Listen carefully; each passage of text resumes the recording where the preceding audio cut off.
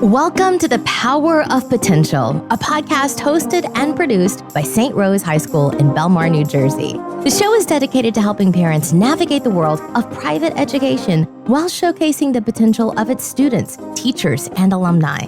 St. Rose High School has been empowering potential since 1923. Now, here are your hosts, Director of Communications, Michael Falgaris, and from the class of 2024, Ariana Simon. There we are. It's another episode of the Power Potential podcast. I'm Michael Falgaris. And I'm Mariana Simon. Welcome back. We had a great show last week with Mr. Fletcher and the fields here at St. Rose. Yes, it was very interesting. I learned a lot. We're going to learn more today, hopefully, from Lindsey. You know, this show is all about the potential of the people that have been at St. Rose, whether they're students, their staff, or our alumni. It's amazing. There's different people we don't even know about. Are you aware that we have an alumni that was a student here at St. Rose, right? Graduate now, that invented the thumbprint that goes on your Apple iPhone. I had no idea. See? And I got a lot more of those up my sleeve. And those are the type of things that we want to be able to kind of highlight here. There's great things going on with students that have been here, or so our alumni, our teachers, and even our current students, like today's. Yes, today our guest is Lindsey Byer. She's from the class of 2023. She was named to the USA Figure Skating High Development Team.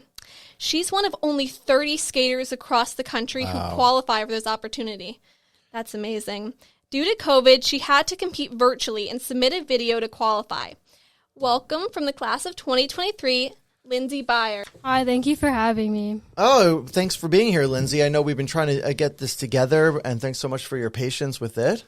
It's exciting. Tell us a little bit about what is the USA Figure Skating High Development Team? It's basically a team across the nation that you're selected, and you can go like international representing your country based on how well you do. So does it have anything to do with the Olympics? No, not yet, because we all are too young to even. How old do you have to be? Do you know how old you have to be? I think it's 16. Okay. But So you have a little bit to go. yes. So this is, 30 skaters. Think about how many skaters are. I can't skate, so I really appreciate when I hear this.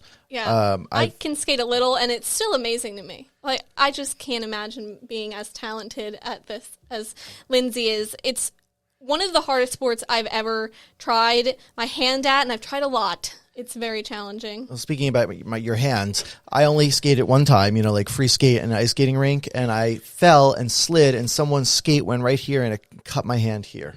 I was bleeding. The ice was red. It wasn't fun. So that was my only thing. So I like roller skating, from the 1980s. I like to roller skate, but not, ice skating. It's just to skate, period, is amazing to be able to do what you're doing. How long have you been skating? I've been skating since I was 2. Oh, okay. Well, there it goes. 2 years old? Yes. How who got you involved? Was it obviously your parents? My sister actually started skating. Wow. And it got me interested, so. So this is your submission video. Philip, can you hand me the remote that's on the other side of that? No, right over there. Yeah, that remote. Just want to raise it or lower it. Thanks, Philip. So this is a little bit of the video that you submitted in order to be part of this team? Yes. So do you know how many people submitted videos? Over hundreds, I think. Hundreds. And how long have you known about this competition? Well, it's supposed to be like normally regionals, which happened in October, but due to COVID, we cannot do that. So they moved it to a different plan where they would have different competitions across the nation, but they had to shut that down again. Wow. And then it had to be all virtual. And they gave us about a month's notice before the video was due. Okay, so you had time to put a routine together and practice. Is it a routine that you come up with? No, actually, I have people come and choreograph it for me. Yeah. Is that a thing? That's a real thing. There's different figure skating coaches that do different things. On Olympic athletes, from what I've heard, and I watch a lot of figure skating on TV, they have many coaches that do different things. So some work on technique, some choreograph. It's very complicated. So, So what are some of these moves? Like, Are they called anything specific or? Well, like the jump I just did was a double axel, and then the spin I just did was a death drop. A what? A death drop? Is there a reason they call it a death drop? No, I just... What is the hardest part of skating for you? I just think like putting everything together in a whole program is what makes it really difficult. So when you were 2, and do you have memories of being young and skating? No, not really. No? When did you start to get like serious about it? Well, I started competing when I was about 4, and then started getting really serious like when I was 8. Wow. Is there history here? Is this something your parents? No. No. I would be interested to hear from your parents about like what made them. You know, my son's in t-ball and soccer. Yeah. You know, but ice skating, and. I mean, for like when I did it for 2 years, so nothing compared to you. I had skated like free skate, like you said, for my entire life. My dad played hockey until he was like 40, so I had a lot of skating like experience, I guess. And then my parents were like, "Why don't you actually do this like out, just like not just for fun?" So I joined a figure skating team at our local rink in Tinton Falls, and I was not great, nothing compared to this. I was like 10, I think. And you really, you started at 4 really, figure skating? Yeah. So I was a little bit older than everybody else, and it kind of made me feel out of place. But I was watching the girls that were 10, and it was so amazing to watch them like this. It's so impressive. And when you're here doing this, how does it work with the other people that are skating? Do they are just allowed to go on the perimeter? Yes. Normally it's not like this, obviously, because right now with COVID we had to do it this way.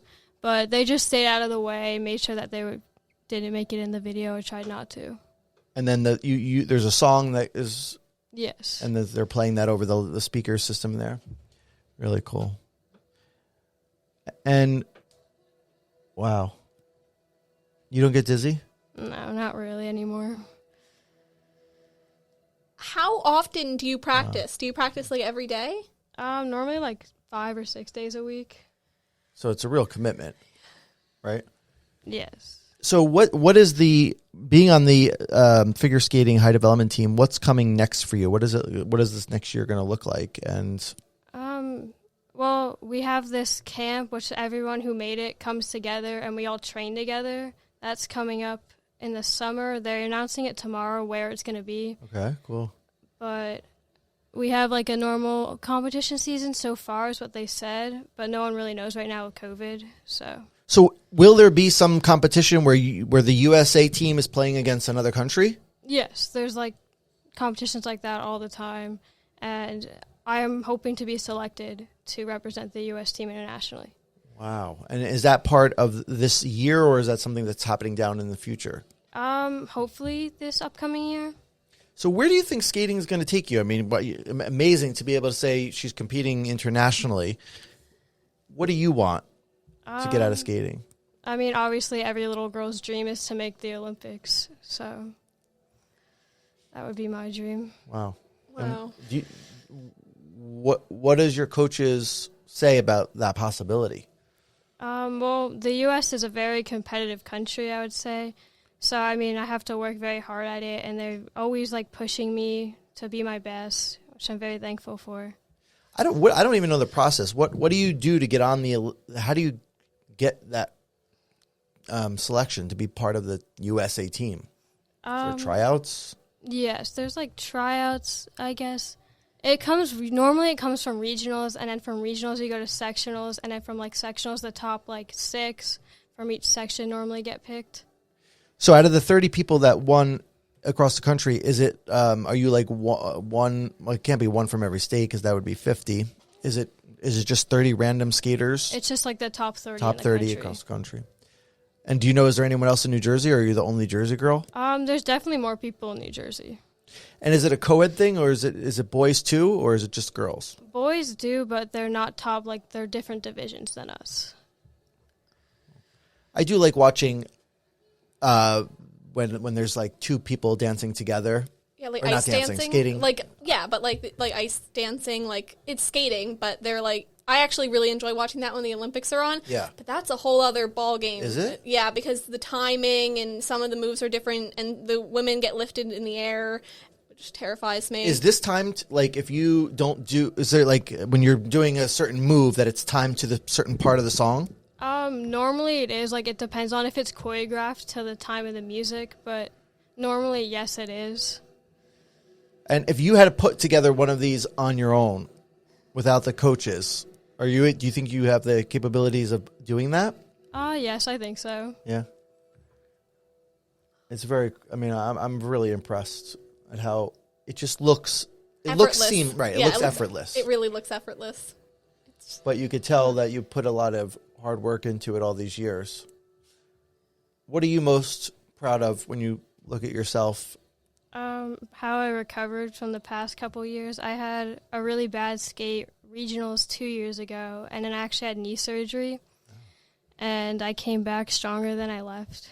So. Wow. And what caused the knee surgery? I tore my meniscus the very last day before COVID. Oh. I tore my meniscus, but I didn't have to have surgery. From skating? Yes. And you're field hockey? No, I was just running. I was out running, and I am very clumsy, and I tore my meniscus running, and I didn't have to have surgery, just a giant brace for like 6 weeks, and then lots of physical therapy. So. I think you have to stick with the acting. Yeah, I learned that the hard way. So I think that, first of all, when you're down like that and then you come back from it, it even speaks higher to your character.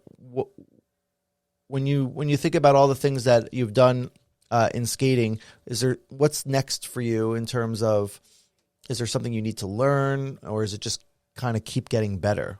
Well, there's like always things to learn. I mean, people are doing now quads, which like I know these like Russian girls are always doing quads, and it's getting very competitive. Just keeping up with that. Do you know who Tanya Harding is? Yes. Okay. That's all I remember from being young. Do you know that story? No, the Olympic team. It was Tanya Harding and Nancy Kerrigan. And wasn't Tanya the one who hit her in the leg? Yeah, it's a big skate supposedly, but she said that it wasn't me. Like it was like her husband and his like best friend that went and like hit her in the legs. Was it during the Olympics? No, I think it was the Olympic trial. I think it was the Olympic trials. So they were like trying, and I guess her husband decided that Nancy Kerrigan was too good, and she needed to be stopped. Okay. It gets serious. Lindsey, tell us a little bit about what you do here at St. Rose. What are you involved in? You're a sophomore? Yes. So I started doing track last year and this year, winter and spring, or summer, spring last year. And then, I just do like clubs and stuff. What's your favorite class? Probably math, I would say. Who's your math teacher? Mr. Kempf. Okay, really? Yes. And what do you like about math? It's just easy to me. Like, I understand it really well. Do you like it's a definitive answer? Yes. Yeah. Do you have a favorite class? I really enjoy history and theater. So I'm like more of a humanities than math and science. Yes. I want to do history, I think, as a career. So. Really? Yeah. Okay, interesting. We'll have to talk more about that. Lindsey, is there anything else you want to tell us about the skating team, or something that that we didn't cover? Is there anything that this group is going to be involved in that we could watch? Not that I know of right now. We're still waiting on a lot of information. Yeah, because this is new, right? It just happened in March? Yes. Okay. Well, congratulations. Please keep us up to if you know there's something that we can watch you, whether it's in person or virtually, that we would love to do that. Thank you. All right, awesome. Well, thanks for being here. So we're going to take a quick break, and we'll be right back. Choosing the right high school is critical. Finding the right fit is key. At St. Rose, we teach our students to push the envelope, to look beyond themselves, and to discover their full potential. Be more at St. Rose.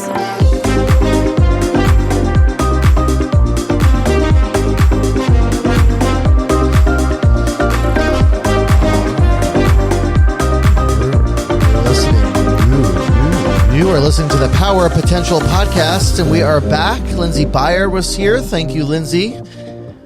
What are you most impressed with? I think I'm most impressed the skill that she possesses to be able to do this is amazing. I can't imagine being as talented. And just the fact that out of hundreds of applicants, like she said, that only 30 were chosen from across the country, that's insanely competitive. That's amazing. So would you pay for an opportunity to watch Lindsey train Mr. Tenero on how to do one of those moves? I would pay a lot of money to see that. I would like to see that too. That's a challenge to Mr. Tenero. We want to see you on the ice skating rink. So we are talking about the different potential of our students and our staff. And on next week's episode, we have a really good show. 2 students that have won an award, a scholarship. We give out scholarships here to students to attend St. Rose. But did you know that the average student at St. Rose High School to go to college gets around $200,000? It's $192,000 is the average scholarship that a student gets to attend college. And on next week's episode, we're going to hear from 2 students that got a full ride, housing, everything. We'll be meeting those students. It's called the Evans Scholarship. Tell us a little bit about the Evans Scholarship. So, in 1930, the Western Golf Association and celebrated amateur golfer Charles Chick Evans Jr. established the Evans Scholars Foundation. The foundation's mission was to provide full tuition and college scholarships to caddies with limited financial means. To qualify, caddies must meet the requirements of having a strong caddy record, excellent academics, demonstrated financial need, and outstanding character. And, there's a few winners just in the state of New Jersey and even across the country. But we have 2 here at St. Rose High School. And what's even cooler is that last year we had 2. Last year we had Sean Donahue, who's going to Notre Dame, and we also had Nolan Bemke, who is at Ohio State this year. And actually, years ago, Nolan's sister won. So just to think about, you are in golf. Yes. You're in the golf team. Are you a caddy? No, okay, I'm not right now. I'm thinking about it maybe, but not right now. I'm busy right now, but I would love to. I'm getting when I heard this last year, this award and these full rides, I'm going to get my son into being a caddy, because the fact that there's opportunities out there and that our students have met that, and that 2 from our school in the last 2 years, and 4 total, is just amazing. So we're going to meet Michael and Nick. They're both from the class of 2021. And since our seniors are only here really for another month, and then the seniors are done, this year went by so fast. It went by incredibly fast. I think the fact that we were doing hybrid kind of helped that along. Yeah. Being home, the days go by, I would say, faster, because you have like a longer lunch break, and then it's like when you have your free time, and you feel like things go by much quicker. But when we're in school and then going back and forth, it can make the days the week is gone. And I was like, yes. How did the week? It's already Wednesday. I can't believe it. Your first year is done. I know. I can't. So, and I want to thank we have students here that are behind the scenes. I want to give a shout out to Philip and to Ella. Ella just celebrated her 16th birthday, and they're working behind the scenes, and we always have to appreciate the students that are behind the scenes that are making the show possible. So thank you for listening to this episode. Remember, if you want to get the show notes and kind of see Lindsey's full video from her skating, you can visit our website at srhsnj.com/pop. And you can watch and listen to us next week when we meet Michael and Nick.